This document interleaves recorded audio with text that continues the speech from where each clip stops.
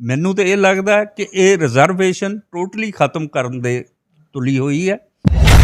Implement ਕਰਨ ਵਾਸਤੇ AG ਨੂੰ ਲਿਖਤੀ ਤੌਰ 'ਤੇ ਭੇਜ ਦਿੱਤਾ। ਸਰਕਾਰ ਨੇ ਏਜੀ ਆਫਿਸ ਦੇ ਕਮੈਂਟ ਮੰਗੇ। ਜੇ ਮੈਂ ਆਪਣੇ ਦਫ਼ਤਰ 'ਚ ਲਾਗੂ ਕਰਾਂਗਾ, ਮੇਰੇ ਦਫ਼ਤਰ 'ਚ ਇਨਐਫੀਸ਼ੈਂਸੀ ਆ ਜਾਊਗੀ ਸਾਰੀ ਕਮਿਊਨਿਟੀ 'ਤੇ। ਉਹਨਾਂ ਨੇ ਸਟਿਗਮਾ ਦਿੱਤੇ ਜਿਹੜੇ SC-BC ਦੇ ਕਲਾਸ ਦੇ ਲੋਕ ਹੈ, ਦਿੱਤਾ ਕਿ ਜੀ ਇਹ ਲੋਕ ਇਨਐਫੀਸ਼ੀਐਂਟ।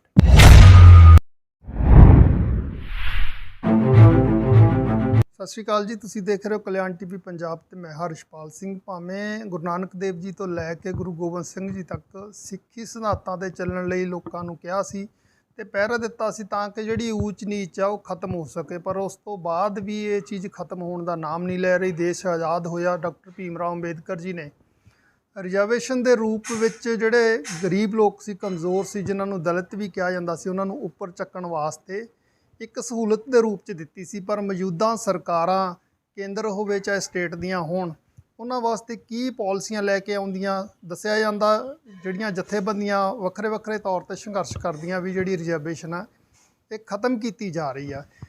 ਅੱਜ ਸਾਡੇ ਨਾਲ ਨੇ ਗੱਲਬਾਤ ਕਰਨ ਵਾਸਤੇ ਸਰਦਾਰ ਨਿਰਮਲ ਸਿੰਘ ਜੀ, ਜਿਹੜੇ ਜੱਜ ਦੀ ਪੋਸਟ 'ਤੇ ਵੀ ਰਹੇ ਨੇ, ਰਾਜਨੀਤਿਕ ਤੌਰ 'ਤੇ ਵੀ ਇਹਨਾਂ ਦਾ ਤਜਰਬਾ। ਇਹਨਾਂ ਨਾਲ ਗੱਲਬਾਤ ਕਰਦੇ ਹਾਂ ਵੀ ਜਿਹੜੀ ਰਿਜ਼ਰਵੇਸ਼ਨ ਇਹ ਹੈ ਕੀ ਚੀਜ਼ ਆ ਤੇ ਕੇਂਦਰ ਤੇ ਸਰਕਾਰ, ਸਟੇਟ ਸਰਕਾਰਾਂ ਦੀਆਂ ਕੀ ਪੋਸਟਾਂ ਦੇ ਵਿੱਚ ਇਹ ਉਲਝਣ ਤਾਣੀ ਕਿਉਂ ਪਈ ਹੋਈ ਆ। ਸਤਿ ਸ਼੍ਰੀ ਅਕਾਲ ਜੱਜ ਸਾਹਿਬ।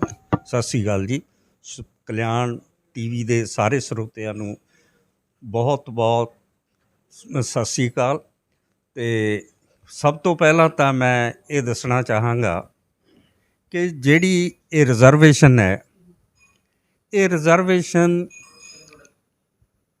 ਅਨੁਸੂਚਿਤ ਜਾਤੀਆਂ ਨੂੰ ਆਜ਼ਾਦੀ ਤੋਂ ਬਾਅਦ ਮਿਲੀ, ਪਰੰਤੂ ਜਿਹੜੀਆਂ ਅਪਰ ਕਾਸਟ ਹੈ ਇਹ ਲਗਭਗ 100-150 ਸਾਲ ਪਹਿਲਾਂ ਆਜ਼ਾਦੀ ਤੋਂ ਉਦੋਂ ਦਾ ਇਹ ਆਨੰਦ ਮਾਣਦੀਆਂ ਸੀ। ਉਦੋਂ ਰਿਜ਼ਰਵੇਸ਼ਨ ਹੁੰਦੀ ਸੀ ਕਮਿਊਨਲ ਬੇਸ 'ਤੇ। ਇਹ ਕਿਹਾ ਜਾਂਦਾ ਸੀ ਕਿ ਸਿੱਖਾਂ ਦੀਆਂ ਪੋਸਟਾਂ, ਸਰਵਿਸ ਦੀ ਗੱਲ ਕਰ ਰਿਹਾ ਮੈਂ, ਕਿ ਸਿੱਖਾਂ ਦੀਆਂ ਪੋਸਟਾਂ, ਹਿੰਦੂਆਂ ਦੀ ਪੋਸਟਾਂ, ਕ੍ਰਿਸਚਨਾਂ ਦੀਆਂ ਪੋਸਟਾਂ ਅਤੇ ਇਹ ਮੁਸਲਮਾਨਾਂ ਦੀਆਂ ਪੋਸਟਾਂ। ਇਸ ਆਧਾਰ 'ਤੇ ਰਿਜ਼ਰਵੇਸ਼ਨ ਸੀ।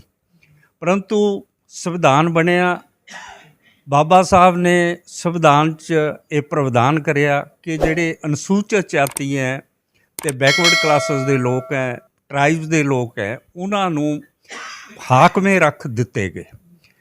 ਪੰਜਾਬ 'ਚ ਜਿੱਥੋਂ ਤੱਕ ਪੰਜਾਬ ਦਾ ਸੰਬੰਧ ਹੈ, 1949 ਤੋਂ ਲੈ ਕੇ 2006 ਤੱਕ ਸਰਕਾਰ ਦੀਆਂ ਇੰਸਟਰਕਸ਼ਨਾਂ ਇਸ਼ੂ ਹੁੰਦੀਆਂ ਰਹੀਆਂ। ਉਹਨਾਂ ਦੇ ਬੇਸ 'ਤੇ ਸਮੇਂ-ਸਮੇਂ 'ਤੇ ਪਹਿਲਾਂ ਸ਼ੁਰੂ 'ਚ ਰਿਜ਼ਰਵੇਸ਼ਨ ਕਮ ਹੁੰਦੀ ਸੀ, ਫਿਰ ਵਧਾਈ ਗਈ, 20% ਹੋਈ। ਅੱਜ ਦੀ ਤਰੀਕ 'ਚ ਇਹ 25% ਹੈ। ਭਾਵੇਂ ਅਨੁਸੂਚਿਤ ਜਾਤੀਆਂ ਦੀ ਆਬਾਦੀ ਅੱਜ ਦੀ ਤਰੀਕ 'ਚ 32% ਹੈ ਅਤੇ ਮਿਲ ਰਹੀ ਇਹਨਾਂ ਨੂੰ ਮਿਲ ਰਹੀ ਸੀ 25%। ਅਤੇ 2006 'ਚ ਸਰਕਾਰ ਨੇ ਇੱਕ act scheduled caste backward class reservation in service 2000 act ਜਿਹੜਾ ਹੈ ਉਹ ਅਸੈਂਬਲੀ 'ਚ ਪਾਸ ਕਰਿਆ ਅਤੇ ਇਹ ਲਾਗੂ ਵੀ ਹੋਇਆ। ਲਾਗੂ ਹੋਣ ਤੋਂ ਬਾਅਦ ਕਈ ਡਿਪਾਰਟਮੈਂਟ ਇਹੋ ਜਿਹੇ ਸੀ ਜਿਨ੍ਹਾਂ 'ਚ ਇਹ ਰਿਜ਼ਰਵੇਸ਼ਨ ਲਾਗੂ ਨਹੀਂ ਸੀ ਹੋ ਰਹੀ। 2018 'ਚ national commission for scheduled caste ਜਿਹੜਾ ਹੈ, ਉਹਦੇ 'ਚ ਕਿਸੇ ਨੇ ਸ਼ਿਕਾਇਤ ਕਰੀ ਕਿ ਏਜੀ ਆਫਿਸ 'ਚ ਐਡਵੋਕੇਟ ਜਨਰਲ ਜਿਹੜਾ ਪੰਜਾਬ ਦਾ ਹੈ, ਜਿਹਨੇ ਰਿਜ਼ਰਵੇਸ਼ਨ ਨੂੰ ਡਿਫੈਂਡ ਕਰਨਾ ਹੈ, ਉੱਥੇ ਅਨੁਸੂਚਿਤ ਜਾਤੀਆਂ ਦੀ ਅਤੇ ਬੈਕਵਰਡ ਕਲਾਸਿਸ ਦੀ ਰਿਪਰਜੈਂਟੇਸ਼ਨ ਨਹੀਂ, ਉਹਨਾਂ ਨੂੰ ਉਹਨਾਂ ਦਾ ਹੱਕ ਨਹੀਂ ਦਿੱਤਾ ਜਾਂਦਾ ਐਕਟ ਦੇ ਮੁਤਾਬਕ। ਉਹ ਜਿਹੜੀ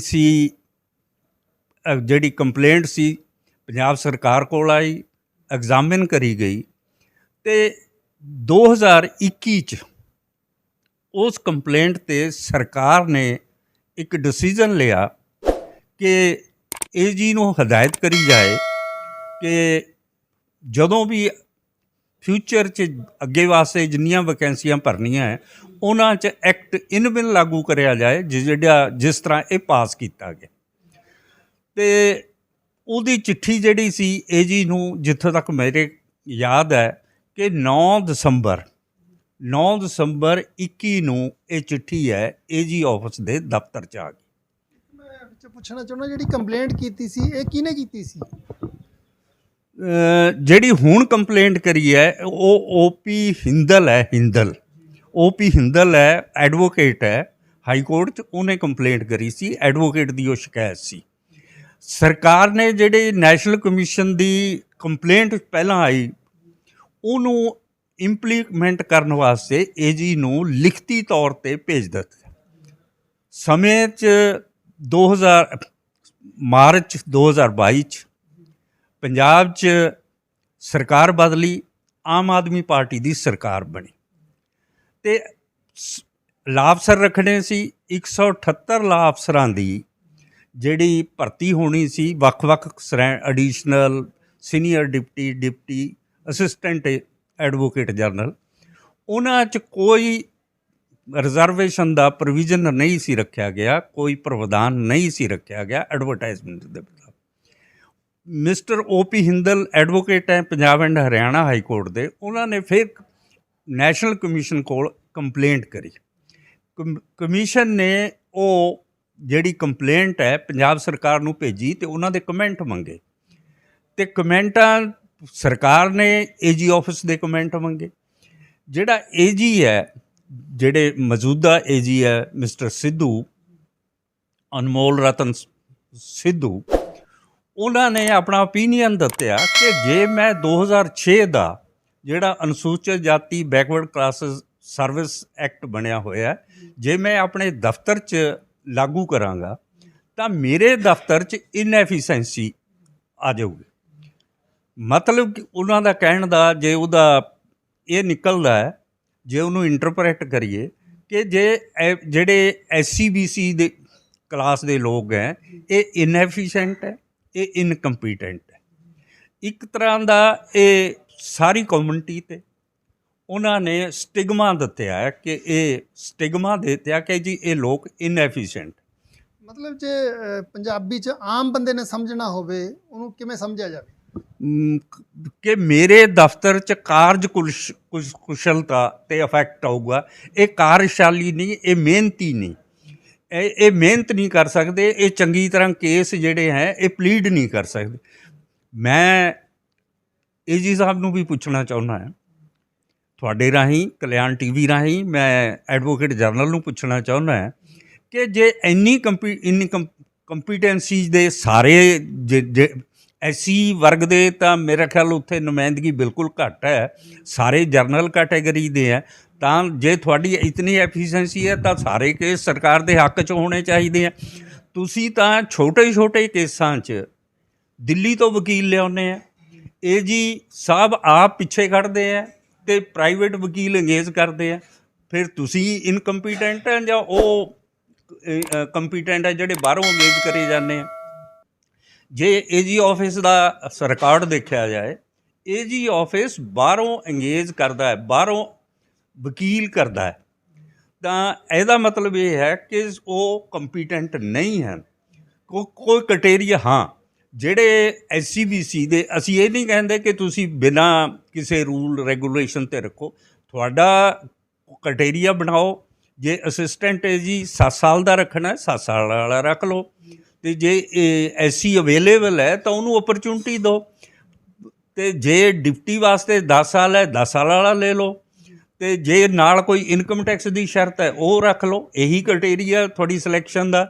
ਜੇ ਤੁਹਾਡੇ ਕੋਲ ਇਹ ਅਵੇਲੇਬਲ ਹੈ, ਉਹਨਾਂ ਨੂੰ ਤੁਸੀਂ ਓਪਰਚੁਨਿਟੀ ਤਾਂ ਦਿਓ। ਤੁਸੀਂ ਤੇ ਆਪਣੇ ਇਹ ਕਹਿ ਕੇ ਉਹਨਾਂ ਨੂੰ ਪਹਿਲੇ ਹੀ ਵਿਦਆਊਟ ਗਿਵਿੰਗ ਏ ਵਰਕ, ਉਹਨਾਂ ਨੂੰ ਕੋਈ ਕੰਮ ਦੇ ਤੋਂ ਬਿਨਾਂ ਹੀ ਤੁਸੀਂ ਇਹ ਕਹਿ ਕਿ ਜੀ ਇਹ ਇਨਕੰਪੀਟੈਂਟ ਹੈ, ਇਨਐਫੀਸ਼ੀਐਂਟ ਹੈ। ਕਿਸੇ ਆਦਮੀ ਦੀ ਕਾਰਜ ਕੁਸ਼ਲਤਾ ਉਦੋਂ ਦੇਖੀ ਜਾਂਦੀ ਹੈ ਜਦੋਂ ਤੁਸੀਂ ਉਹਨਾਂ ਨੂੰ ਕੰਮ ਦਿਓਗੇ। ਪਹਿਲੇ ਕੰਮ ਦਿਓ 6 ਮਹੀਨੇ, ਸਾਲ। ਜੇ ਨਹੀਂ ਉਹਦੀ ਕਾਰਜ ਕੁਸ਼ਲਤਾ, ਤੁਸੀਂ ਉਹਦੇ ਖਿਲਾਫ ਐਕਸ਼ਨ ਲੈ ਸਕਦੇ ਹੈ। ਜੱਜ ਸਾਹਿਬ, ਇਸ ਤਰ੍ਹਾਂ ਤਾਂ ਜਿਹੜੇ ਏਜੀ ਆਫਿਸ ਦਾ ਜੋ ਇਹਨਾਂ ਨੇ ਬਿਆਨ ਦਿੱਤੇ ਆ, ਕੱਲ੍ਹ ਨੂੰ ਸਾਰੇ ਡਿਪਾਰਟਮੈਂਟ ਹੀ ਕਹਿਣ ਲੱਗ ਜਾਣਗੇ। ਮੈਂ ਤੁਹਾਡੀ ਗੱਲ ਨਾਲ ਸਹਿਮਤ ਹਾਂ। ਕੱਲ੍ਹ ਨੂੰ ਡਾਕਟਰ ਰੱਖਣੇ ਹੈ, ਡਾਕਟਰਾਂ 'ਚ ਕਹਿ ਦੇਣਗੇ ਕਿ ਜੀ ਇਹ ਇਨਕੰਪੀਟੈਂਟ ਹੈ ਜੀ, ਡਾਕਟਰੀ 'ਚ ਤਾਂ ਇਹ ਲੋਕਾਂ ਦਾ ਸਹੀ ਇਲਾਜ ਨਹੀਂ ਕਰ ਸਕਣਗੇ। ਇੰਜੀਨੀਅਰ ਹੈ ਇਹ ਜੀ, ਸੜਕਾਂ ਸਹੀ ਨਹੀਂ ਬਣਾ ਸਕਦੇ। ਭਾਈ ਪਹਿਲਾਂ ਕਿੰਨੇ IAS ਅਫਸਰ ਬਣ ਗਏ, ਕਿੰਨੇ ਹਾਈ ਕੋਰਟ ਦੇ ਜੱਜ ਬਣ ਗਏ, ਕਿੰਨੇ ਸੈਸ਼ਨ ਜੱਜ ਬਣ ਗਏ, ਉਹ ਵੀ ਤਾਂ ਐਸੇ ਪ੍ਰੋਸੈਸ 'ਚੋਂ ਨਿਕਲੇ ਆ। ਅਤੇ ਹੁਣ ਇਕੱਲੇ AG ਆਫਿਸ ਦੀ ਗੱਲ ਨਹੀਂ ਹੈ, ਬਹੁਤ ਸਾਰੇ ਡਿਪਾਰਟਮੈਂਟ, ਮੁਹੱਲਾ ਕਲੀਨਿਕ ਖੋਲ੍ਹਣੇ, ਉਹਦੇ ਵਿੱਚ ਡਾਕਟਰ ਤੋਂ ਲੈ ਕੇ ਹੇਠਾਂ ਤੱਕ ਦੀ ਜਿਹੜੀ ਛੋਟੀ ਤੋਂ ਛੋਟੀ ਪੋਸਟ ਹੈ, ਐਡਵਰਟਾਈਜ਼ਮੈਂਟ ਕਰਤੀ ਹੈ। ਤਾਂ ਐਡਵਰਟਾਈਜ਼ਮੈਂਟ ਸਰਕਾਰ ਨੇ ਕਰੀਆਂ, ਪਰ ਉਹਨਾਂ 'ਚ ਕੋਈ ਰਿਜ਼ਰਵੇਸ਼ਨ ਦਾ ਪ੍ਰੋਵੀਜ਼ਨ ਨਹੀਂ ਰੱਖਿਆ। ਐਸੇ ਤਰ੍ਹਾਂ ਹੀ ਪਹਿਲੀ ਸਰਕਾਰ ਨੇ, ਕਾਂਗਰਸ ਸਰਕਾਰ ਦੇ ਟਾਈਮ ਪੁਲਿਸ 'ਚ ਭਰਤੀ ਹੋਈ, ਬਹੁਤ ਸਾਰੇ SC ਵਰਗ ਦੇ ਜਿਹੜੇ ਬੱਚੇ ਸੀ ਉਹ ਜਰਨਲ ਕੈਟਾਗਰੀ 'ਚ ਕੁਆਲੀਫਾਈ ਕਰ ਗਏ। ਹੁਣ ਇਹ ਸਰਕਾਰ ਨੇ ਉਹ ਜਿਹੜੇ ਜਰਨਲ 'ਚ ਆਏ ਉਹਨਾਂ ਨੂੰ ਉੱਥੋਂ ਕੱਢ ਕੇ ਰਿਜ਼ਰਵ 'ਚ ਪਾ ਤਿਆ, ਜਿਹੜੇ ਰਿਜ਼ਰਵ ਦੇ ਮੈਰਿਟ 'ਚ ਪਿੱਛੇ ਸੀ ਉਹਨਾਂ ਨੂੰ ਬਾਹਰ ਕਰਤਿਆ। ਇਹਦਾ ਦੋ ਤਰ੍ਹਾਂ ਨਾਲ ਨੁਕਸਾਨ ਹੋਇਆ। ਇੱਕ ਤਾਂ ਜਰਨਲ ਕੈਟਾਗਰੀ ਦੇ ਜਿਹੜੇ ਕੈਂਡੀਡੇਟ ਹੈ ਉਹਨਾਂ ਹਾਇਰ ਮੈਰਿਟ SC ਦੀ ਹੈ, ਪਰ ਉਹਨਾਂ ਦੇ ਨੀਚੇ ਲਾ ਦਿਆ। ਇਹ ਕਿਹੜੇ ਕਾਨੂੰਨ 'ਚ ਲਿਖਿਆ ਹੈ ਕਿ ਜੀ ਮੇਰੇ ਮਾਰਕਸ ਦੂਸਰੇ ਨਾਲੋਂ ਮੈਂ ਮੈਰਿਟ 'ਚ ਹਾਇਰ ਹੈ, ਪਰ ਮੈਨੂੰ ਜਿਹੜਾ ਮੇਰੇ ਤੋਂ ਘੱਟ ਨੰਬਰਾਂ ਵਾਲਾ ਹੈ ਉਹਦੇ ਹੇਠਾਂ ਮੈਂ ਲੱਗੂੰਗਾ। ਇਹ ਤਾਂ ਇਹ ਸਰਕਾਰ ਹੀ ਦੱਸ ਸਕਦੀ ਹੈ। ਸਰਕਾਰ ਦੀ ਜਿਹੜੀ ਪਾਲਿਸੀ ਹੈ, ਮੈਨੂੰ ਤਾਂ ਇਹ ਲੱਗਦਾ ਕਿ ਇਹ ਰਿਜ਼ਰਵੇਸ਼ਨ ਟੋਟਲੀ ਖਤਮ ਕਰਨ ਦੇ ਤੁਲੀ ਹੋਈ ਹੈ। ਇਹ ਇਕੱਲੇ ਕਰਕੇ ਹੌਲੀ ਕਰਕੇ ਇਹ ਦੇਖੋ, ਰਾਜ ਸਭਾ 'ਚ 7 ਮੈਂਬਰ ਭੇਜੇ, ਇਹ ਠੀਕ ਹੈ ਕਿ ਕੰਸਟੀਟਿਊਸ਼ਨ 'ਚ ਕੋਈ ਪ੍ਰੋਵੀਜ਼ਨ ਨਹੀਂ ਹੈ ਕਿ ਰਾਜ ਸਭਾ 'ਚ ਮੈਂਬਰ ਜਿਹੜੇ ਹੈ ਉੱਥੇ ਅਨੁਸੂਚਿਤ, ਪਰ ਸਾਰੀਆਂ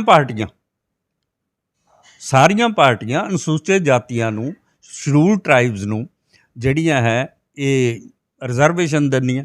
ਹੁਣ ਪ੍ਰੈਜ਼ੀਡੈਂਟ ਦੀ ਚੋਣ ਹੋਣ ਜਾ ਰਹੀ ਹੈ, ਜਿਹੜੀ ਮੌਜੂਦਾ ਸਰਕਾਰ ਹੈ ਸੈਂਟਰ ਦੀ BJP ਦੀ, ਉਹਨਾਂ ਨੇ ਉਹ ਕੈਂਡੀਡੇਟ ਚੁਣਿਆ ਜਿਹੜਾ ਸ਼ਡਿਊਲਡ ਟਰਾਈਬ ਨੂੰ ਬਿਲੋਂਗ ਕਰਦਾ।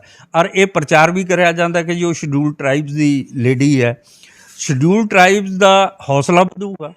ਸਾਡਾ ਪਤਾ ਨਹੀਂ ਇਹ ਸਰਕਾਰ ਦੀ ਕੀ। ਦੇਖੋ ਮੁਹੱਲਾ ਕਲੀਨਿਕ ਹੈ, ਮੁਹੱਲਾ ਕਲੀਨਿਕ ਖੋਲ੍ਹਣੀ ਤਾਂ ਮੇਰਾ ਖਿਆਲ ਹੈ ਜਿਹੜੇ ਪੰਜਾਬ ਦੇ ਲੋਕ ਹੈ, ਜਿਹੜੇ ਪੰਜਾਬੀ ਹੈ ਖਾਸ ਕਰਕੇ, ਭਾਵੇਂ ਉਹ SC ਹੈ, ਭਾਵੇਂ BC ਹੈ, ਭਾਵੇਂ ਜਰਨਲ ਕੈਟਾਗਰੀ ਦਾ, ਇਹ ਮੁਹੱਲਾ ਕਲੀਨਿਕਾਂ ਦਾ ਇਹਨਾਂ ਨੂੰ ਕੋਈ ਬੈਨੀਫਿਟ ਨਹੀਂ ਹੋਣਾ ਕਿਉਂ ਨਹੀਂ? ਇਹ ਜਿਹੜੇ ਸਰਕਾਰੀ ਹਸਪਤਾਲ ਸਾਡੇ ਖੁੱਲ੍ਹੇ ਹੋਏ ਹੈ, ਆਲਰੇਡੀ ਚੱਲ ਰਹੇ ਹੈ, ਬਈ ਉਹਨਾਂ ਨੂੰ ਤੁਸੀਂ ਇਸਟੈਬਲਿਸ਼ ਕਰੋ, ਉਹਨਾਂ 'ਚ ਪੂਰੇ ਡਾਕਟਰ ਕਰੋ, ਉਹਨਾਂ 'ਚ ਦਵਾਈਆਂ ਦਿਓ, ਉਹਨਾਂ 'ਚ ਪੂਰਾ ਇਲਾਜ ਦਿਓ, ਸਪੈਸ਼ਲਿਸਟ ਦਿਓ। ਉੱਥੇ ਤਾਂ ਤੁਸੀਂ ਦੇ ਨਹੀਂ ਰਹੇ। ਮੁਹੱਲਾ ਕਲੀਨਿਕਾਂ 'ਚ ਤੁਸੀਂ ਕਿੱਥੋਂ ਦੇ ਦੋਗੇ? ਅਤੇ ਇਸੇ ਤਰ੍ਹਾਂ ਹੀ ਸਕੂਲਾਂ ਦਾ ਜੇ ਦੇਖੀਏ, ਇੰਨਾ ਪ੍ਰਚਾਰ ਹੈ ਕਿ ਜੀ ਦਿੱਲੀ ਦਾ ਮਾਡਲ ਬਹੁਤ ਵਧੀਆ, ਦਿੱਲੀ ਦਾ ਐਜੂਕੇਸ਼ਨ ਸਿਸਟਮ ਬਹੁਤ ਵਧੀਆ। ਪਹਿਲੀ ਗੱਲ ਤਾਂ ਹੈ, ਮੈਂ ਬੜਾ ਹੈਰਾਨ ਹੁੰਦਾ ਇਸ ਗੱਲ 'ਤੇ ਕਿ ਪੰਜਾਬ ਦੇ ਲੋਕ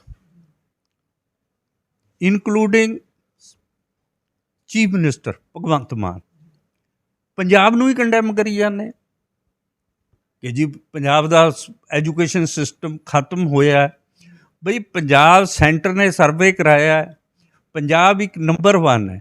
ਪੰਜਾਬ ਦੇ ਜਿੰਨੇ ਦਿੱਲੀ ਦੇ ਸਕੂਲ ਹੈ, ਪੰਜਾਬ 'ਚ ਬਹੁਤ ਸਾਰੇ ਸਕੂਲ ਇਹੋ ਜਿਹੇ ਹੈ, ਜੇ ਉਹਨਾਂ ਦਾ ਕੰਪੀਟੀਸ਼ਨ ਦਿੱਲੀ ਦਾ ਕੋਈ ਸਕੂਲ ਆ ਕੇ ਕਿਸੇ ਮੈਟਰ 'ਤੇ ਉਹਨਾਂ ਨਾਲ ਕੰਪੀਟੀਸ਼ਨ ਕਰਾ ਲਓ, ਜੇ ਪੰਜਾਬ ਵਾਲੇ ਉਹਨਾਂ ਦੇ ਨਾਲੋਂ ਅੱਗੇ ਆ ਜਾਣ। ਹੁਣ ਇਹ ਕੀ ਕਰਨਗੇ ਜਿਹੜੀ ਸਰਕਾਰ ਦਾ, ਮੈਨੂੰ ਲੱਗਦਾ ਕਿ ਜੀ ਇਹ 6 ਮਹੀਨੇ ਬਾਅਦ ਕਰਨਗੇ, ਉਹਨਾਂ ਸਕੂਲਾਂ ਨੂੰ ਪਿਕਅਪ ਕਰ ਲੈਣਗੇ ਕਿ ਜੀ ਦੇਖੋ ਜੀ ਅਸੀਂ ਇੰਨੇ ਸਕੂਲ ਵਧੀਆ ਬਣਾਤੇ। ਅਤੇ ਇਹ ਸਾਰਾ ਸਿਸਟਮ ਜਿਹੜਾ ਹੈ ਪੋਲੀਟੀਕਲ, ਇਹ ਖਾਸ ਕਰਕੇ ਜਿਹੜਾ ਇਹ ਸਰਕਾਰ ਦਾ ਸਿਸਟਮ, ਮੇਰਾ ਪਰਸਨਲ ਵਿਊ ਹੈ ਕਿ ਇਹ ਗਰੀਬਾਂ ਦੀ ਸਰਕਾਰ ਬਣ ਕੇ ਆਈ ਕਿ ਜੀ ਅਸੀਂ ਗਰੀਬ ਆਮ ਆਦਮੀ ਦੀ ਸਰਕਾਰ ਹੈ, ਪਰ ਇਹ ਆਮ ਆਦਮੀ ਦੀ ਸਰਕਾਰ ਨਾ ਰਹਿ ਕੇ ਇਹ ਖਾਸ ਆਦਮੀ ਦੀ ਸਰਕਾਰ ਬਣ ਗਈ। ਗਰੀਬਾਂ ਦਾ ਤਾਂ ਹਰ ਜਗ੍ਹਾ ਨੁਕਸਾਨ ਕਰਨ 'ਤੇ ਤੁਲੇ ਆ, ਭਾਵੇਂ ਐਜੂਕੇਸ਼ਨ ਹੈ, ਭਾਵੇਂ ਹੈਲਥ ਹੈ, ਆਟਾ ਦਾਲ ਸਕੀਮ ਹੈ। ਤੁਸੀਂ ਦੱਸੋ ਕਿਹੜੇ ਪੰਜਾਬ ਦੇ ਕਿਸੇ ਗਰੀਬ ਨੇ ਜਿਹੜਾ ਆਟਾ ਦਾਲ ਸਕੀਮ ਦਾ ਬੈਨੀਫਿਟ ਲੈਂਦਾ? ਉਹਨੇ ਇਹ ਕਿਹਾ ਕਿ ਜੀ ਸਾਨੂੰ ਆਟਾ ਬਣਾ ਕੇ ਦਿਓ।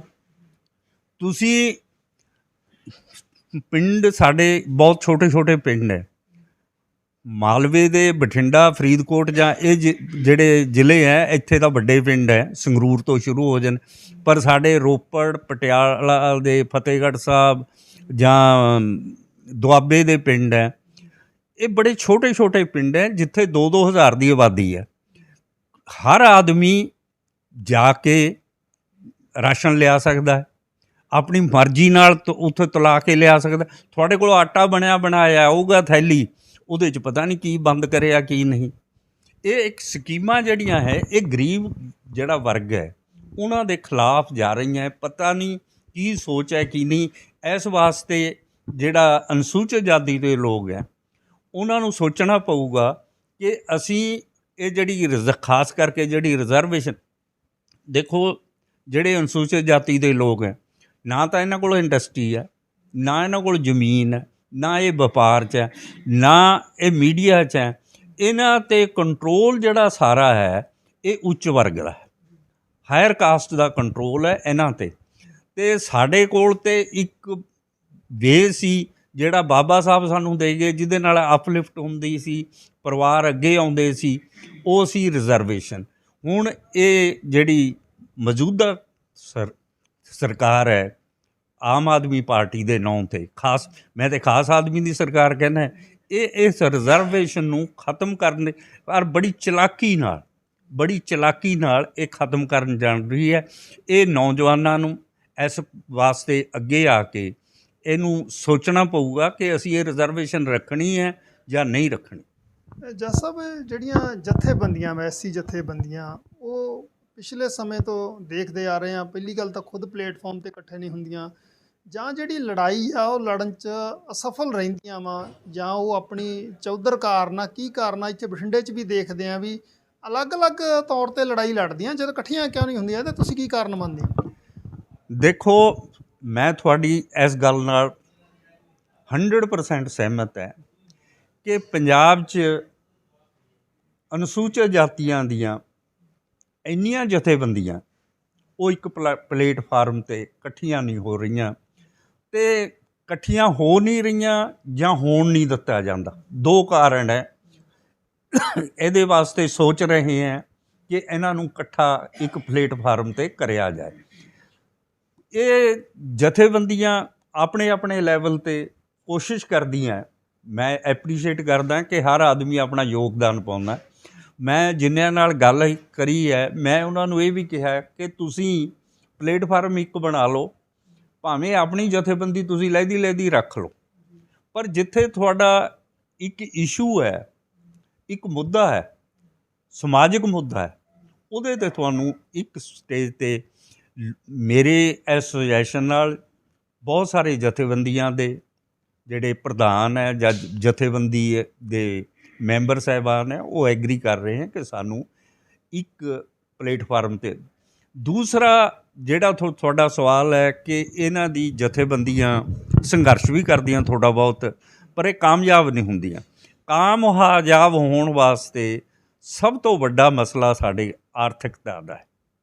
ਅਸੀਂ ਉਸ ਤਰ੍ਹਾਂ ਦਾ ਸੰਘਰਸ਼ ਨਹੀਂ ਕਰ ਸਕਦੇ ਜਿਸ ਤਰ੍ਹਾਂ ਦਾ ਕਿਸਾਨ ਕਰ ਲੈਂਦੇ, ਕਿਉਂਕਿ ਸਾਨੂੰ ਪਰਿਵਾਰ ਪਾਲਣ ਵਾਸਤੇ ਅਸੀਂ ਦਿਹਾੜੀ ਕਰਦੇ ਹਾਂ।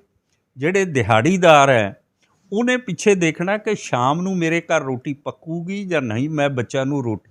ਸਾਡੀ ਕੌਮ ਦੇ ਜਿਹੜੇ ਲੋਕ ਸੰਘਰਸ਼ ਸ਼ਾਮਲ ਹੋ ਰਹੇ ਹੈ, ਅਸੀਂ ਸਮਝਦੇ ਹਾਂ ਕਿ ਉਹਨਾਂ ਦੀ ਜਿਹੜੇ ਹੋਰ ਜਥੇਬੰਦੀਆਂ ਸੰਘਰਸ਼ ਕਰਦੀਆਂ, ਉਹਨਾਂ ਦੋ ਨਾਲੋਂ ਇਹਨਾਂ ਦੀ ਕੁਰਬਾਨੀ ਜ਼ਿਆਦਾ ਵੱਡੀ ਹੈ। ਸਰਕਾਰ ਨੂੰ ਇਸ ਵੱਲ ਧਿਆਨ। ਇੱਕ ਗੱਲ ਮੈਂ ਸਰਕਾਰ ਨੂੰ ਕਹਿਣਾ ਚਾਹੁੰਦਾ ਕਿ ਜਿਸ ਦਿਨ ਇਹ ਜਥੇਬੰਦੀਆਂ, ਇਹ ਸਮਾਜ ਐਸਸੀ ਅਤੇ BC ਇਕੱਠਾ ਹੋ ਗਿਆ ਅਤੇ ਕੋਈ ਸਰਕਾਰ ਜਿਹੜੀ ਹੈ ਇਹਨਾਂ ਦੇ ਕਹੇ ਤੋਂ ਬਿਨਾਂ ਕਿਸੇ ਪਾਸੇ ਨਹੀਂ ਚੱਲ ਸਕੂਗੀ। ਜਿਹੜਾ ਰੂਲ ਹੈ ਉਹ ਇਹਨਾਂ ਦੇ ਹੱਥ 'ਚ ਆਉਣ ਵਾਲਾ ਹੈ ਔਰ ਇਸ ਪਾਸੇ ਨੂੰ ਲੋਕ ਚੱਲ ਰਹੇ।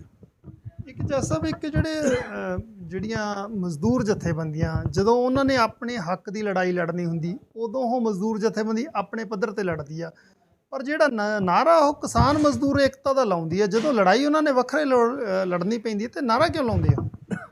ਦੇਖੋ, ਉਹਦੇ 'ਚ ਜਿਸ ਤਰ੍ਹਾਂ ਪਹਿਲਾਂ ਹੀ ਮੈਂ ਗੱਲ ਦੱਸੀ ਹੈ ਕਿ ਆਰਥਿਕਤਾ ਦਾ ਜਿਹੜਾ ਮਜ਼ਦੂਰ ਹੈ ਉਹ ਕਿਸਾਨ 'ਤੇ ਡਿਪੈਂਡੈਂਟ ਹੈ। ਕਿਸਾਨ ਮਜ਼ਦੂਰ ਨੂੰ ਪਰਸਿਊ ਕਰਦਾ ਹੈ ਕਿ ਸਾਡੇ ਸੰਘਰਸ਼ ਚੱਲ, ਅਤੇ ਮਜ਼ਦੂਰ ਐਗਰੀ ਕਰ ਜਾਂਦਾ ਹੈ ਕਿ ਮੈਂ ਇਹਦੇ 'ਤੇ ਡਿਪੈਂਡੈਂਟ ਹੈ, ਇਹਦੇ ਨਾਲ ਜਾਣਾ ਮੇਰੀ ਮਜਬੂਰੀ ਹੈ। ਭਾਵੇਂ ਉਹ ਧਰਨਾ ਦੇਣਾ ਹੈ ਜਾਂ ਕਿਸੇ ਐਜੀਟੇਸ਼ਨ ਜਾਣਾ ਹੈ, ਜੋ ਵੀ ਕਰਨਾ ਹੈ, ਉਹ ਇਹਦਾ ਮੇਨ ਕਾਰਨ ਆਰਥਿਕਤਾ ਦਾ। ਸਾਨੂੰ ਲੋੜ ਹੈ, ਸਰਕਾਰ ਦੀਆਂ ਬਹੁਤ ਸਾਰੀਆਂ ਸਕੀਮਾਂ ਹੈ, ਨੌਜਵਾਨਾਂ ਨੂੰ ਸਰਕਾਰ ਦੀਆਂ ਕੇਂਦਰ ਸਰਕਾਰ ਵੱਲੋਂ ਚਲਾਈਆਂ ਜਾ ਰਹੀਆਂ, ਪੰਜਾਬ ਸਰਕਾਰ ਵੱਲੋਂ ਵੀ ਚੱਲਦੀਆਂ। ਇਹ ਨਹੀਂ ਕਿ ਹੁਣ ਵਾਲੀ ਸਰਕਾਰ ਨੇ, ਪਹਿਲੀ ਸਰਕਾਰ ਦੀਆਂ ਵੀ ਚੱਲ ਰਹੀਆਂ। ਉਹਨਾਂ ਦਾ ਬੈਨੀਫਿਟ ਲੈ ਕੇ ਇਕਨੋਮਿਕਲੀ ਸਾਨੂੰ ਤੁਸੀਂ ਛੋਟੇ ਤੋਂ ਛੋਟਾ ਕੰਮ ਵੀ ਕਰੋ, ਵੱਧ ਤੋਂ ਵੱਧ ਸਾਨੂੰ ਕੰਮ ਕਰਨ ਦੀ ਲੋੜ ਹੈ। ਭਾਵੇਂ ਕੋਈ ਰੇਹੜੀ ਲਾਏ, ਫਰੂਟ ਦੀ ਰੇਹੜੀ ਲਾ ਲੈ, ਸਬਜ਼ੀ ਦੀ ਰੇਹੜੀ ਲਾ ਲੈ, ਕੋਈ ਛੋਟੀ ਦੁਕਾਨ ਬਣ ਲੈ, ਜੁੱਤੀਆਂ ਦੀ ਦੁਕਾਨ ਕਰ ਲੈ। ਸਾਨੂੰ ਜਿਹੜੇ ਬੱਚੇ ਨੌਜਵਾਨ ਪੜ੍ਹੇ ਲਿਖੇ ਹੈ, ਜੇ ਨੌਕਰੀ ਨਹੀਂ ਮਿਲਦੀ ਤਾਂ ਸਾਨੂੰ ਐਸਟੈਬਲਿਸ਼ ਹੋਣ ਵਾਸਤੇ ਇਕਨੋਮਿਕਲੀ, ਜਿਸ ਦਿਨ ਤੁਸੀਂ ਇਕਨੋਮਿਕਲੀ ਪੁਰਾਣੀ ਕਹਾਵਤ ਹੈ, ਕਹਿੰਦੇ ਜਿਹਦੇ ਘਰ ਦਾਣੇ ਉਹਦੇ ਕਮਲੇ ਵੀ ਸਿਆਣੇ। ਉਸੇ ਦਿਨ ਤੁਸੀਂ ਸਿਆਣੇ ਬਣ ਜਾਓਗੇ ਜਿਸ ਦਿਨ ਤੁਹਾਡੀ ਇਕਨੋਮਿਕਲੀ ਤੁਸੀਂ ਐਸਟੈਬਲਿਸ਼ ਹੋਗੇ। ਇੱਕ ਜ਼ਮੀਨ ਪ੍ਰਾਪਤੀ ਸੰਘਰਸ਼ ਕਮੇਟੀ ਵੀ ਜਥੇਬੰਦੀਆਂ ਲੜਾਈ ਲੜ ਰਹੀਆਂ ਪਿਛਲੇ ਦਿਨਾਂ 'ਚ, ਕਾਫੀ ਚੰਗੀ ਗੱਲ ਆ, ਚੰਗਾ ਪੱਖਾ ਵੀ ਮਜ਼ਦੂਰ ਜਥੇਬੰਦੀਆਂ ਸੰਘਰਸ਼ ਕਰਨ 'ਚ ਕਾਮਯਾਬ ਰਹੀਆਂ, ਕਾਫੀ ਵੱਡੇ ਸੰਘਰਸ਼ ਕੀਤੇ ਆ। ਤੇ ਕੀ ਜਿਹੜੀਆਂ ਬਾਕੀਆਂ ਛੋਟੀਆਂ ਜਥੇਬੰਦੀਆਂ ਉਹਨਾਂ ਨੂੰ ਨਾਲ ਉਹਨਾਂ ਦੇ ਅਟੈਚ ਹੋ ਜਾਣਾ ਚਾਹੀਦਾ, ਜਾਂ ਆਉਣ ਵਾਲੇ ਸਮੇਂ 'ਚ ਲੱਗਦਾ ਵੀ ਕੁਛ ਇਸ ਤਰ੍ਹਾਂ ਹੋ ਸਕਦਾ? ਦੇਖੋ, ਜਿੱਥੋਂ ਤੱਕ ਜ਼ਮੀਨ ਪ੍ਰਾਪਤੀ ਸੰਘਰਸ਼ ਸਮਿਤੀਆਂ ਬਣੀਆਂ ਹੋਈਆਂ, ਇਹਦੇ 'ਚ ਜੇ ਮੈਂ ਸਮਝਦਾ ਉਹ ਸਰਕਾਰ ਦਾ ਬਹੁਤ ਵੱਡਾ ਦੋਸ਼ ਹੈ। 1961 'ਚ Punjab village common land act, ਪੰਚਾਇਤਾਂ ਦੀ ਜ਼ਮੀਨ ਵਾਸਤੇ ਇੱਕ ਐਕਟ ਬਣਿਆ ਸੀ। ਉਹਦੇ 'ਚ ਹਰ ਪੰਚਾਇਤ 'ਚੋਂ 1/3 ਜਿਹੜੀ ਜ਼ਮੀਨ ਹੈ, 30 ਹਿੱਸਾ ਜਿਹੜੀ ਜ਼ਮੀਨ ਹੈ, ਉਹ ਅਨੁਸੂਚਿਤ ਜਾਤੀਆਂ ਲਈ ਰਿਜ਼ਰਵ ਹੈ। ਉਹਦੀ ਲੀਜ਼ 'ਤੇ ਲੈਣੀ ਹੈ, ਪਰ ਲੀਜ਼ ਕਿਹਨੂੰ ਦੇਣੀ ਹੈ? ਉਹ ਰਿਜ਼ਰਵ ਵਾਲਿਆਂ ਨੂੰ। ਹੁਣ ਕੀ ਹੁੰਦਾ ਹੈ, ਉਹਦੇ 'ਚ ਇਕੱਲਾ ਸਰਕਾਰਾਂ ਦਾ ਦੋਸ਼ ਨਹੀਂ, ਸਾਡੇ ਆਪਣੇ ਆਦਮੀਆਂ ਦਾ ਵੀ ਦੋਸ਼ ਹੈ। ਉਹਦੇ 'ਚ ਦੋਸ਼ ਇਹ ਹੈ ਕਿ ਸਾਡੇ 'ਚੋਂ ਉੱਚ ਵਰਗ ਦੇ ਲੋਕ ਸਾਡੇ ਆਦਮੀ ਨੂੰ ਖੜ੍ਹਾ ਕਰ ਲੈਂਦੇ ਆ, ਕਿਸੇ ਨੂੰ ਲਾਲਚ ਦੇ ਤਿਆ, ਕਿਸੇ ਬਿਨਾਂ ਲਾਲਚ 'ਤੇ ਵੀ ਕਈ ਖੜ੍ਹੇ ਹੋ ਜਾਂਦੇ ਆ ਕਿ ਉਹਦੇ ਬੋਲੀ ਉਹਦੇ ਨਾਲ ਹੋ ਜਾਂਦੀ ਹੈ। ਇਹ ਖਾਸ ਕਰਕੇ ਸੰਗਰੂਰ 'ਚ ਬੜੀ ਵੱਡੀ ਐਜੀਟੇਸ਼ਨ ਚੱਲੀ ਹੈ, ਬਲਦ ਕਲਾਂ ਹੋਰ। ਮੈਨੂੰ ਵੀ ਮੌਕਾ ਮਿਲਿਆ ਉਸ ਜਦੋਂ ਐਜੀਟੇਸ਼ਨ ਚੱਲਦੀ ਸੀ, ਉਹਨਾਂ ਐਜੀਟੇਟਰਾਂ ਨਾਲ ਮਿਲਣ ਦਾ, ਉਹਨਾਂ ਦਾ ਸਮਝੌਤਾ ਕਰਾਉਣ 'ਚ, ਤਾਂ ਅਖੀਰ 'ਚ ਇਹੀ ਸਾਬਤ ਹੋਇਆ ਸੀ ਕਿ ਜਿਹੜੀ ਹੈ ਕਿ ਉਹੀ ਲੋਕ ਜਿਹੜੇ ਅਸਲੀ ਕਲਟੀਵੇਟਰ ਹੈ। ਹੁਣ ਸੰਗਰੂਰ ਦੀ ਐਗਜ਼ਾਮਪਲ ਜੇ ਆਪਾਂ ਕਈ ਪਿੰਡਾਂ ਦੀ ਲਈਏ, ਉੱਥੇ ਕੋਆਪਰੇਟਿਵ ਬੇਸ 'ਤੇ ਉਹ ਪੰਚਾਇਤ ਲੈਂਡ ਲਈ ਜਾਂਦੀ ਹੈ। ਇਹ ਸਿਸਟਮ ਜਿਹੜਾ ਸੰਗਰੂਰ 'ਚ ਚੱਲਿਆ, ਛੋਟੀਆਂ ਜਥੇਬੰਦੀਆਂ ਨੂੰ ਰਲ ਕੇ ਉਹਨਾਂ ਤੋਂ ਗਾਈਡਲਾਈਨ ਲੈ ਕੇ ਸਾਰੇ ਪੰਜਾਬ 'ਚ ਕੋਆਪਰੇਟਿਵ ਬੇਸ 'ਤੇ ਜਿਹੜੀ ਹੈ ਦਲਿਤ ਸਮਾਜ ਦੇ ਲੋਕਾਂ ਨੂੰ ਜਿਹੜੀ 1/3 ਤੁਹਾਡਾ ਹਿੱਸਾ ਹੈ ਉਹਦੀ ਖੇਤੀ ਕਰੋ, ਤਾਂ ਕਮ ਤੋਂ ਕਮ ਤੁਸੀਂ ਆਪਣੇ ਪਰਿਵਾਰ ਦਾ ਢਿੱਡ ਭਰ ਸਕਦੇ। ਇੱਕ ਜਿਹੜਾ ਹਰ ਆਦਮੀ ਦੇ, ਹਰ ਮਜ਼ਦੂਰ ਦੇ ਗੱਲ ਦਿਮਾਗ 'ਚ ਆਉਂਦੀ ਆ ਵੀ ਜਦੋਂ ਰਾਜਨੀਤਿਕ ਪਾਰਟੀਆਂ MLA MP ਬਣਾਉਂਦੀਆਂ, ਤੁਹਾਡਾ ਪਰਿਵਾਰ ਵੀ ਰਾਜਨੀਤੀ 'ਚ ਆ, ਵੀ BJP ਬੜਾ ਲੰਬਾ ਸਮਾਂ ਰਹੇ, ਤੁਸੀਂ ਲੰਬੀਆਂ ਪੋਸਟਾਂ, ਵੱਡੀਆਂ ਪੋਸਟਾਂ 'ਤੇ ਰਹੇ ਹੋ। ਇਹ ਜਦੋਂ ਜਿੱਤ ਜਾਂਦੇ ਆ ਪਾਰਲੀਮੈਂਟ 'ਚ ਜਾਂ ਵਿਧਾਨ ਸਭਾ 'ਚ ਜਾਂਦੇ ਆ, ਉਦੋਂ ਮਜ਼ਦੂਰਾਂ ਦੀ ਗੱਲ ਨਹੀਂ ਕਰਦੇ ਜਾਂ SC ਭਾਈਚਾਰੇ ਦੀ ਗੱਲ ਨਹੀਂ ਕਰਦੇ। ਇਹਦਾ ਕੀ ਕਾਰਨ ਮੰਨਦੇ ਆ ਜਾਂ ਕਿਉਂ ਅਸਫਲ ਰਹਿ ਜਾਂਦੇ? ਦੇਖੋ, ਤੁਹਾਡੀ ਗੱਲ ਨਾਲ ਮੈਂ ਸਹਿਮਤ ਹੈ ਕਿ ਮਜ਼ਦੂਰ ਦੀ ਗੱਲ ਮੈਜੋਰਟੀ ਜਿਹੜੇ ਸਾਡੇ MLA MP ਬਣਦੇ ਆ ਉਹ ਨਹੀਂ ਕਰਦੇ। ਕਾਰਨ ਕੀ ਹੈ ਕਿ ਸਾਡੇ ਜਿਹੜੇ ਅਸੀਂ ਰਿਪਰੈਜ਼ੈਂਟੇਟਿਵ ਬਣਦੇ ਹਾਂ MLA MP, ਇਹ ਨਾਂ ਤਾਂ ਸਮਾਜ ਦੇ ਨਾਂ 'ਤੇ ਬਣਦੇ ਆ MP, ਕਿਉਂ ਰਿਜ਼ਰਵ ਸੀਟਾਂ ਤੋਂ ਚੁਣੇ ਜਾਂਦੇ ਆ, ਪਰ ਉਹ ਗੱਲ ਸਮਾਜ ਦੀ ਨਹੀਂ ਕਰਦੇ, ਉਹ ਪਾਰਟੀ ਦੀ ਕਰਦੇ। ਪਾਰਟੀ ਇੱਕ ਜਿਹੜਾ ਡਿਫੈਕਸ਼ਨ ਐਕਟ ਬਣਿਆ ਹੈ ਕਿ ਡਿਸਕੁਆਲੀਫਾਈ ਹੋ ਜਾ, ਜੇ ਪਾਰਟੀ ਨੇ WHIP ਇਸ਼ੂ ਕਰਤਿਆ, ਉਸ MLA ਦੀ MP ਦੀ ਇੱਕ ਮਜਬੂਰੀ ਹੋ ਜਾਂਦੀ ਹੈ ਕਿ ਉਹ WHIP ਨੂੰ ਮੰਨਣਾ। ਪਰ ਬਹੁਤ ਸਾਰੇ MLA MP ਇਹੋ ਜਿਹੇ ਵੀ ਹੈ ਜਿਹੜੇ ਪਾਰਟੀ 'ਚ ਮਜ਼ਦੂਰ ਦੀ, ਆਪਣੇ ਸਮਾਜ ਦੀ ਗੱਲ ਚੱਕਦੇ ਆ, ਪਰ ਜਦੋਂ ਉਹ ਆਪਣੇ ਸਮਾਜ ਦੀ ਗੱਲ ਚੱਕਦੇ ਆ ਤੇ ਪਾਰਟੀ ਉਹਨਾਂ ਨਾਲ ਤਾਂ ਨਾ ਖੁਸ਼ ਹੋਊਗੀ। ਪਾਰਟੀ ਮੈਂ ਪਰਸਨਲ ਗੱਲ ਦੱਸਦਾ, ਸਾਡੀ ਕਈ ਵਾਰ ਗੱਲ ਹੋਈ, ਮੈਂ ਸ਼੍ਰੋਮਣੀ ਅਕਾਲੀ ਦਲ ਸੀ ਅਤੇ ਮੈਨੂੰ ਕਾਂਗਰਸ ਦੇ ਕਈ MLA ਇਹ ਗੱਲ ਕਹਿੰਦੇ ਹੁੰਦੇ ਸੀ ਕਿ ਜੱਜ ਸਾਹਿਬ ਤੁਸੀਂ ਦੁਬਾਰਾ ਇਲੈਕਸ਼ਨ ਨਹੀਂ ਲੜਨਾ, ਤੁਸੀਂ ਆਪਣੀ ਪਾਰਟੀ ਦੇ ਖਿਲਾਫ ਹੀ ਬੋਲੀ ਜਾਂਦੇ। ਮੈਂ ਕਿਹਾ ਵੀ ਮੈਂ ਆਪਣੇ ਸਮਾਜ ਦੀ ਗੱਲ ਜ਼ਰੂਰ ਕਰੂੰਗਾ, ਮੈਂ ਜਰਨਲ ਵਰਗ ਦਾ ਇੰਟਰਸਟ ਵੀ ਆਵਾਜ਼ ਕਰ ਰਿਹਾ, ਮੈਨੂੰ ਇਹ ਨਹੀਂ ਜਿਹੜੀ ਉਹਨਾਂ ਦੇ ਹੱਕ, ਪਰ ਮੈਂ ਆਪਣੇ ਸਮਾਜ ਦੇ ਨਾਲ ਕੋਈ ਅਤਿਆਚਾਰ ਹੋਣਾ ਨਹੀਂ ਦੇਖਦਾ। ਅੱਜ ਜੇ ਅਸੀਂ ਇਹ ਮੁੱਦਾ ਚੱਕਿਆ ਹੋਇਆ ਜਿਹੜਾ ਰਿਜ਼ਰਵੇਸ਼ਨ ਦਾ ਹੈ, ਇਹ ਸਾਡੇ ਸਮਾਜ ਨਾਲ ਬਹੁਤ ਵੱਡਾ ਜਿਹੜਾ ਧੋਖਾ ਹੋ ਰਿਹਾ ਹੈ ਕਿ ਸਾਡੇ ਸਮਾਜ ਨੇ ਇਹ ਸਮਝਿਆ ਸੀ ਕਿ ਜਿਹੜੀ ਆਮ ਆਦਮੀ ਪਾਰਟੀ ਹੈ, ਇੱਕ ਤਾਂ ਨਾਂ ਸੀ ਕਿ ਜੀ ਅਸੀਂ ਆਮ ਆਦਮੀ ਪਾਰਟੀ ਹੈ, ਇਹ ਪਾਰਟੀ ਸਾਡੀ ਹੈ, ਅਤੇ ਦੂਸਰਾ ਜਿਹੜਾ ਚੋਣ ਨਿਸ਼ਾਨ ਸੀ, ਖਾਸ ਕਰਕੇ ਜਿਹੜਾ ਵਾਲਮੀਕੀ ਭਾਈਚਾਰਾ ਹੈ, ਉਹਨੇ ਬੜਾ ਸਾਥ ਦਿੱਤਾ ਕਿ ਜੀ ਇਸ ਚੋਣ ਨਿਸ਼ਾਨ ਸਾਡਾ ਹੈ, ਗਰੀਬ ਦਾ ਚੋਣ ਨਿਸ਼ਾਨ ਹੈ, ਅਤੇ ਇਹ ਉਹ ਤੋਂ ਪ੍ਰਭਾਵਿਤ ਹੋ ਗਏ।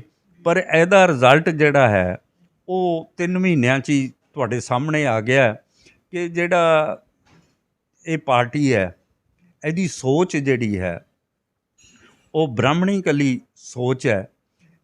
ਦੂਸਰਾ ਇਹ ਜਿਸ ਤਰ੍ਹਾਂ ਤੁਸੀਂ ਮੈਨੂੰ ਤੋਂ ਹੁਣੀ ਪੁੱਛਿਆ ਕਿ ਜੀ ਆਪਣੇ ਲੋਕ ਨਹੀਂ ਸਮਾਜ ਦੀ ਗੱਲ ਕਰਦੇ, ਐਸੇ ਤਰ੍ਹਾਂ ਹੀ ਜਿਹੜੇ ਪੰਜਾਬ ਦੇ MLA ਹੈ, ਪੰਜਾਬ ਦੇ ਜਿਹੜੇ MLA ਹੈ, ਇਹ ਸਮਾਜ ਦੀ ਕੀ ਗੱਲ, ਆਪਣੇ ਪੰਜਾਬ ਦੀ ਗੱਲ ਨਹੀਂ ਕਰਦੇ। ਇਹ ਉਹੀ ਗੱਲ ਕਰਨਗੇ ਜਿਹੜੀ ਹਦਾਇਤ ਇਹਨਾਂ ਨੂੰ ਉੱਪਰੋਂ ਦਿੱਲੀੋਂ ਆਊਗੀ।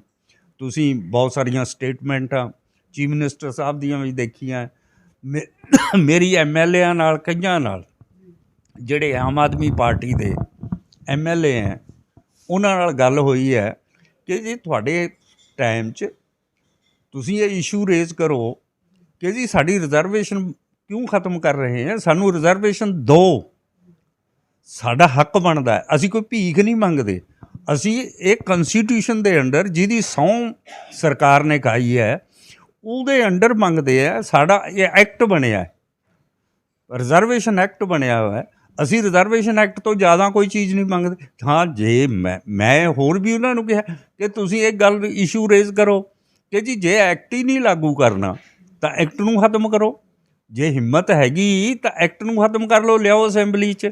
ਪਰ ਤੁਹਾਡਾ ਦੋਗਲਾ ਚਿਹਰਾ ਨਾ ਰੱਖੋ ਕਿ ਜੀ ਅਸੀਂ ਐਕਟ ਵੀ ਰੱਖਣਾ ਅਤੇ ਅਸੀਂ ਰਿਜ਼ਰਵੇਸ਼ਨ ਵੀ ਨਹੀਂ ਦੇਣੀ। ਇਹ ਤਾਂ it is a big fraud with the scheduled caste ਕਿ ਜੀ ਉਹਨਾਂ ਦਾ ਐਕਟ ਵੀ ਲਾਗੂ ਹੈ ਅਤੇ ਉਹ ਐਕਟ ਲਾਗੂ ਵੀ ਨਹੀਂ ਕਰਨਾ।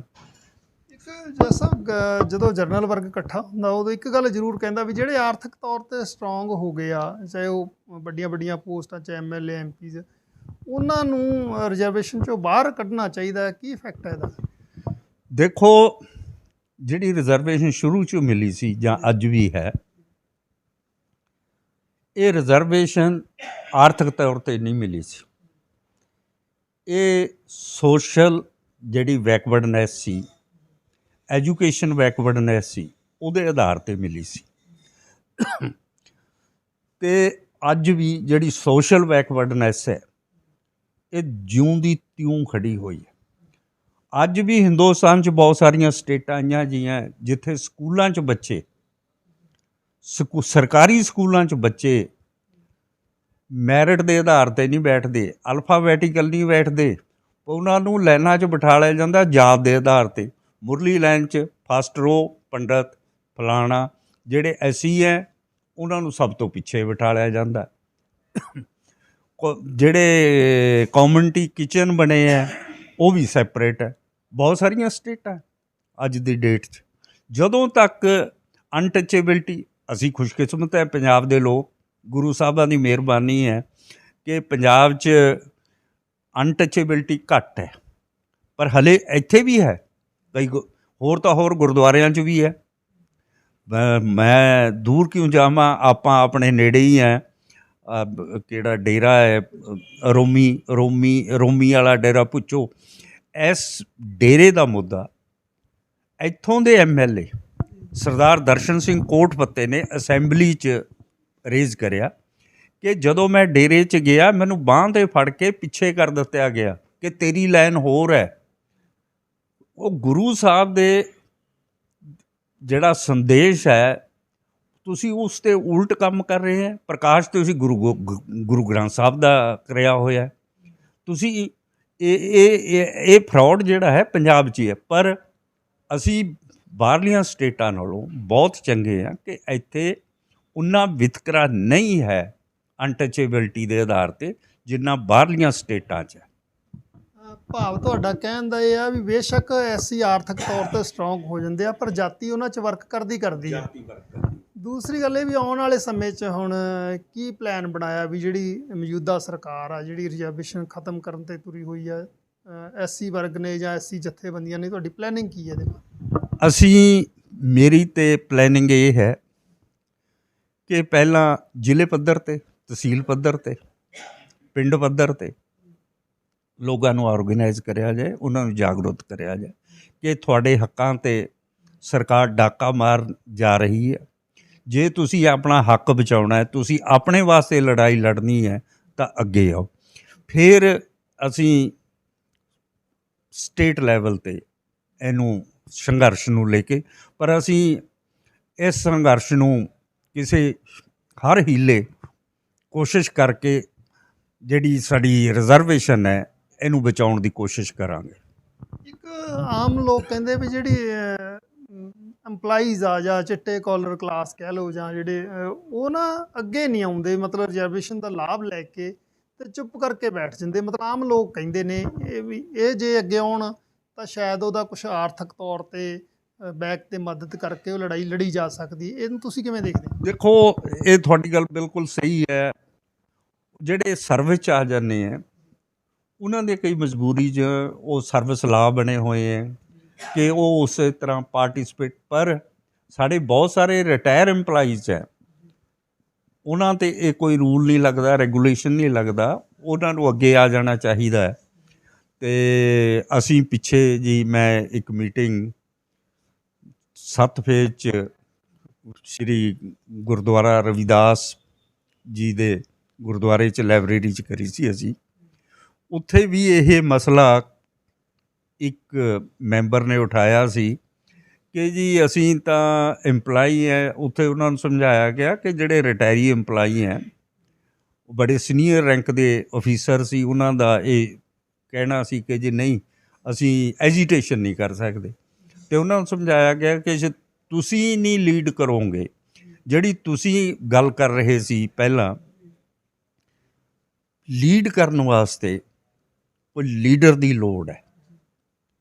ਜਿਹੜੇ ਰਿਟਾਇਰੀ IAS ਅਫਸਰ ਹੈ, ਰਿਟਾਇਰੀ ਜੱਜਸ ਹੈ, ਰਿਟਾਇਰੀ ਅਫੀਸਰ ਹੈ, ਇਹ ਜਿਹੜੇ ਸਾਡੇ ਸਮਾਜ ਦੇ ਦਬੇ ਕੁਚਲੇ ਹੈ, ਉਹਨਾਂ ਨੂੰ ਦੀ ਬਾਂਹ ਫੜ ਕੇ ਅੱਗੇ ਤਾਂ ਹੀ ਆਉਣਗੇ। ਉਹਨਾਂ ਨੂੰ ਜਾਗਰਤ ਕੌਣ ਕਰੂਗਾ ਜੇ ਜਾਗਰਤ ਨਹੀਂ ਕਰੂਗਾ ਕੋਈ ਉਹਨਾਂ ਨੂੰ? ਇਸ ਕਰਕੇ ਰਿਜ਼ਰਵੇਸ਼ਨ ਹਲੇ ਜਿਹੜੀ ਹੈ ਇਹ ਰੱਖਣੀ ਬਹੁਤ ਜ਼ਰੂਰੀ ਹੈ। ਇਕਨੋਮਿਕ ਬੇਸ 'ਤੇ ਜੇ ਤੁਸੀਂ ਰਿਜ਼ਰਵੇਸ਼ਨ ਅੱਜ ਬੰਦ ਕਰ ਦੋਗੇ ਤਾਂ ਦਲਿਤ ਸਮਾਜ ਦੀ, ਐਸੀਆਂ ਦੀ ਜਿਹੜੀ ਅਨੁਸੂਚਿਤ ਜਾਤੀ ਹੈ, ਇਹਨਾਂ ਦੀ ਆਵਾਜ਼ ਉਠਾਉਣ ਵਾਲਾ ਨਹੀਂ ਰਹੂਗਾ। ਦੂਸਰਾ ਮੈਂ ਹੋਰ ਦੱਸਦਾ, ਜੇ ਸਰਕਾਰ ਚਾਹੁੰਦੀ ਹੈ ਕਿ ਜੇ ਰਿਜ਼ਰਵੇਸ਼ਨ ਖਤਮ ਕਰਨੀ ਤਾਂ ਸਭ ਤੋਂ ਪਹਿਲਾਂ ਪੋਲੀਟੀਕਲ ਰਿਜ਼ਰਵੇਸ਼ਨ ਖਤਮ ਕਰੇ, MLA MPਆਂ ਦੀ ਰਿਜ਼ਰਵੇਸ਼ਨ ਖਤਮ ਹੋਏ। ਇਹ ਸਰਵਿਸ 'ਚ ਕਿਉਂ ਰਿਜ਼ਰਵੇਸ਼ਨ ਐਜੂਕੇਸ਼ਨ ਤੇ ਸਰਵਿਸ 'ਚ ਕਿਉਂ ਕਰਨਾ? ਜਿਹੜੇ ਲੋਕ ਸਰਵਿਸ 'ਚ ਆ ਜਾਂਦੇ ਆ, ਭਾਵੇਂ ਉਹ ਰਿਜ਼ਰਵੇਸ਼ਨ ਦੇ ਬੇਸ 'ਤੇ ਆਉਂਦੇ ਆ, ਉਹ ਬਾਬਾ ਸਾਹਿਬ ਦੀ ਜਿਹੜੀ ਫਿਲਾਸਫੀ ਆ ਉਹਨੂੰ ਅੱਗੇ ਲਿਜਾਉਂਦੇ। ਉਹਨਾਂ ਦਾ ਮਤਲਬ ਹੈ ਕਿ ਇਹਨਾਂ ਨੂੰ ਬਾਬਾ ਸਾਹਿਬ ਦੀ ਫਿਲਾਸਫੀ ਤੋਂ ਦੂਰ ਲੈ ਜਾਈਏ। ਅੱਜ ਕੀ ਹੋ ਰਿਹਾ ਹੈ, ਫਿਲਾਸਫੀ ਵਾਸਤੇ ਫੋਟੋ ਤਾਂ ਬਾਬਾ ਸਾਹਿਬ ਦੀ ਲਾਈ ਜਾਂਦੀ ਹੈ, ਪਰ ਕਿ ਜੀ ਅਸੀਂ ਬਾਬਾ ਸਾਹਿਬ ਦੇ ਜੋ ਫਿਲਾਸਫੀ ਹੈ ਉਹਨੂੰ ਲਾਗੂ ਕਰਨੀ ਹੈ, ਪਰ ਕੰਮ ਉਹ ਤੇ ਸਾਰਾ ਉਲਟ ਕਰਨਾ। ਇਹ ਜਿਹੜੀ ਚੀਜ਼ ਹੈ, ਇਹ ਗੱਲ ਹੈ, ਇਹ ਜਿਹੜੇ ਸਾਡੇ ਸਮਾਜ ਦੇ ਅਗਾਂਹ ਵਧੂ ਹੈ ਜਾਂ ਪੜ੍ਹੇ ਲਿਖੇ ਲੋਕ ਹੈ ਜਾਂ ਰਿਟਾਇਰ ਹੋ ਗਏ ਹੈ, ਉਹਨਾਂ ਨੂੰ ਇਹ ਸਾਰੇ ਪੰਜਾਬ ਦੇ ਕੋਨੇ-ਕੋਨੇ 'ਚ ਜਾ ਕੇ, ਪਿੰਡ-ਪਿੰਡ ਜਾ ਕੇ ਉਹਨਾਂ ਨੂੰ ਜਾਗਰਤ ਕਰਨ ਦੀ ਲੋੜ ਹੈ। ਜੱਜ ਸਾਹਿਬ ਬਹੁਤ ਬਹੁਤ ਧੰਨਵਾਦ ਤੁਹਾਡਾ। ਬਹੁਤ ਬਹੁਤ ਮਿਹਰਬਾਨੀ ਜੀ, ਤੁਹਾਡਾ ਵੀ ਧੰਨਵਾਦ। ਇਹ ਸਨ ਸਰਦਾਰ ਨਿਰਮਲ ਸਿੰਘ ਜੀ, ਜਿਹੜੇ ਸਾਬਕਾ ਜੱਜ ਨੇ। ਬੀਬੀ ਪਰਮਜੀਤ ਕੌਰ ਗੁਲਸ਼ਨ, ਜਿਹੜਾ ਲੰਬਾ ਰਾਜਨੀਤੀ 'ਚ ਤਜਰਬਾ, ਉਹਨਾਂ ਨੇ ਰਿਜ਼ਰਵੇਸ਼ਨ ਦੇ ਮੁੱਦੇ 'ਤੇ ਗੱਲ ਕੀਤੀ ਅਤੇ ਉਹਨਾਂ ਨੇ ਕਿਹਾ ਕਿ ਮੌਜੂਦਾ ਸਰਕਾਰ ਆ ਜਿਹੜੀ ਰਿਜ਼ਰਵੇਸ਼ਨ ਨੂੰ ਖਤਮ ਕਰਨਾ ਚਾਹੁੰਦੀ ਆ, ਅਤੇ ਜਿਹੜੀਆਂ ਦਲਿਤ ਜਥੇਬੰਦੀਆਂ, ਐਸੀ ਜਥੇਬੰਦੀਆਂ, ਉਹਨਾਂ ਨੂੰ ਮਿਲ ਕੇ ਲੜਾਈ ਲੜਨੀ ਚਾਹੀਦੀ। ਹੁਣ ਦੇਖਣਾ ਹੋਵੇਗਾ ਕਿ ਆਉਣ ਵਾਲੇ ਸਮੇਂ 'ਚ ਮੌਜੂਦਾ ਸਰਕਾਰ ਜਾਂ ਜਿਹੜੇ ਦਲਿਤ ਜਥੇਬੰਦੀਆਂ ਦੇ ਆਗੂ ਆ ਉਹ ਕਿੰਨੀ ਕੁ ਲੜਾਈ ਲੜ ਪਾਉਂਦੇ ਨੇ। ਧੰਨਵਾਦ। ਤੁਸੀਂ ਦੇਖ ਰਹੇ ਹੋ ਕਲਿਆਣ ਟੀਵੀ ਪੰਜਾਬ ਅਤੇ ਮੈਂ ਹਰਸ਼ਪਾਲ ਸਿੰਘ। ਤੁਸੀਂ ਆਪਣੀ ਪ੍ਰਤੀਕਿਰਿਆ ਕਮੈਂਟ ਰੂਪ ਦੇ ਸਕਦੇ ਹੋ। ਧੰਨਵਾਦ ਜੀ।